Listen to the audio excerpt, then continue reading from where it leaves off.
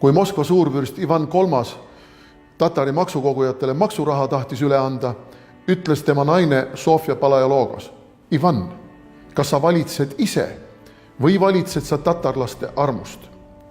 See on põhimõtteline küsimus.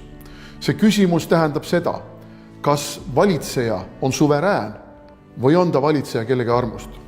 See küsimus seisab tänasel päeval ka meie, Eesti Vabariigi ja eestlaste ees.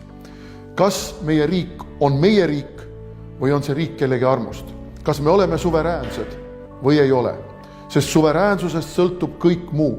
Sõltub meie seadusandlus, sõltub meie majanduspoliitika, sõltub meie maksupoliitika, sõltub see, keda me oma riiki lubame, mis tingimustel lubame, kauaks lubame, kuidas me võtame vastu otsused oma noorte perede suhtes, oma vanurite suhtes, missugust välispoliitikat me ajame, missugusi regulatsioone me oleme nõus ka rahvusvahelisest õigusest rakendama.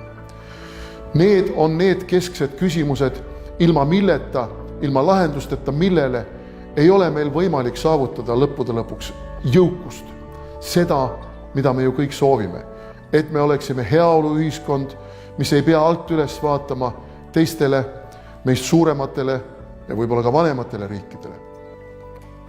Suveräänsus on keskne mõiste, kui tahetakse Eestist teha rikast, sõltumatut, maailmas mõjukat, kasvava rahvastikuga, kogu maa ulatuses õnnelikult asustatud riiki. Eesti Konservatiivne Rahvaerakond on erakond, mille eesmärgiks on suveräänne, iseenda otsuseid langetav, iseenda otsuseid ellu viiv poliitika.